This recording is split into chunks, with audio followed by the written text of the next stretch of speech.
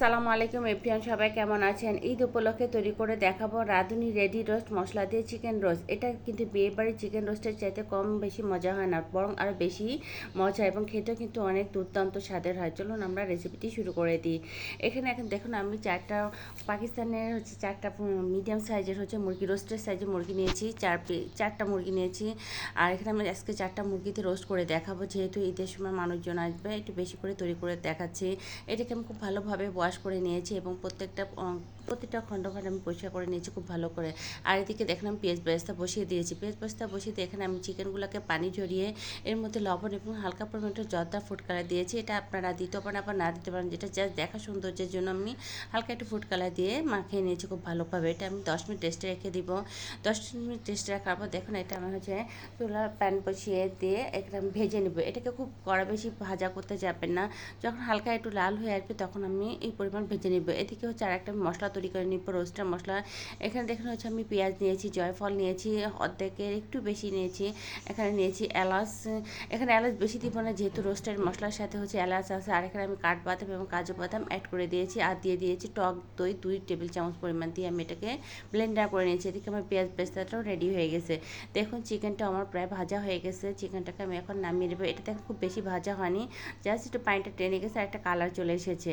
এভাবে আমি প্রত্যেকটা চিকেন একটু ভেজে নিয়ে নিব। আর এদিকে আমি রাঁধুনি পেস্ট মশলাটাকে একটু ভিজিয়ে নিব, যাতে এটা একটু কিছুক্ষণ ভিজিয়ে রাখলে এটা একদম অরিজিনাল বাটা মশলার মতো একটা ফ্লেভার আসে। আপনারা চেষ্টা করবেন প্যাকেট মশলা যেগুলো ব্যবহার করবেন একটু পানিতে ভিজিয়ে রাখবেন 10 মিনিট আগে। এদিকে দেখুন আমার চিকেনগুলো ভাজা হয়ে গেছে। আমি আরও কিছুক্ষণ ওই তেলের মধ্যেই আমি এখন চিকেনটা রান্না করে নিব, রোস্ট রান্না করে নিব। এর মধ্যে আমি বাটা মশলাটা অ্যাড করে দিয়েছি, আদা রসুন পেস্ট দিয়েছি 1 টেবিল চামচ পরিমাণ।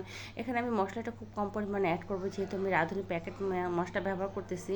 প্যাকেট মশলাটা আমি দিয়ে দিলাম, দিয়ে আমি খুব ভালোভাবে মশলাটাকে কষিয়ে নেবো। এখানে আমি হাফ চা চামচ পরিমাণ শুকনো মরিচের গুঁড়া দিয়েছি, আর ব্লেন্ডার করার সময় আমি কাঁচামরিচ দিয়েছিলাম 2-3টা, আমি এটা দেখাতে ভুলে গিয়েছি। এখানে লবণ দিয়ে আর সব কিছুতে আমি খুব ভালোভাবে মশলা খুব ভালোভাবে কষিয়ে নেবো। যখন এর থেকে কাঁচা স্মেলটা চলে যাবে তখন এর মধ্যে আমি চিকেন রোস্টটা অ্যাড করে দেবো। এটা দিয়ে বেশ অনেকক্ষণ আমি এই মশলা দিয়ে এটাকে কষিয়ে নিব। আপনারা যত অল্প জালে আমি এটা কষাবো, যাতে এটা চিকেনগুলো ভেঙে না যায়, আবার এদিকে মশলাটা পুড়ে না যায়। এটা খুব সাবধানে এই সময় কাজটা করতে হবে, যেহেতু এখানে টক দই অ্যাড করা আছে, বাদাম অ্যাড করা আছে, মশলাটা কিন্তু বারবার তলে লেগে যাবে। এই জিনিসটা আপনারা খেয়াল রাখবেন। যারা নতুন রাঁধুনি তারা এই বিষয়টা একটু খেয়াল রাখবেন, নাহলে মশলাটা পুড়ে যাবে এবং সুন্দর একটা ঘ্রাণ আসবে না। এখন এর মধ্যে যখন মশলাটা কষা হয়ে যাবে এর মধ্যে আমি অ্যাড করে দেবো 1.5 কাপ পরিমাণ লিকুইড দুধ। দুধটা দিয়ে একটু হালকা কুসুম গরম দুধটা দিবেন, এতে করে দুধটা ফেটে যাওয়ার ভয় থাকে না। এখন আমি দুধটা দিয়ে খুব বেশ ভালোক্ষণ রান্না করে নিবে, এটা যাতে চিকেনটা অলমোস্ট সিদ্ধ হয়ে গেছে আমার। আর কিছু একটু গ্রেভি করার জন্য আমি এটা কী করবো, এর মধ্যে এখন আমি অ্যাড করে দিব 3 টেবিল চামচ পরিমাণ ঘি, আর অ্যাড করে দিব কাঁচামরিচ ফ্লেভারের জন্য কিশমিশ দিয়ে দিব, আর কিছুটা ব্রেস্তা আমি এখন দিয়ে দিব, যাতে ব্রেস্তার ফ্লেভারটাও চিকেন রোস্টের সাথে মিশে যায়।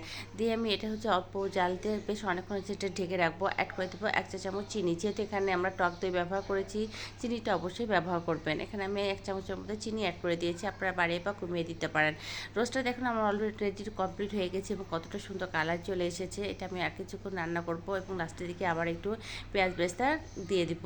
আমার রেসিপি যদি আপনাদের কাছে ভালো লেগে থাকে আর আমার রেসিপি যদি আপনারা নতুন পেতে চান, তবে আমার পেজটিকে ফলো দিয়ে রাখবেন। আল্লাহ হাফেজ।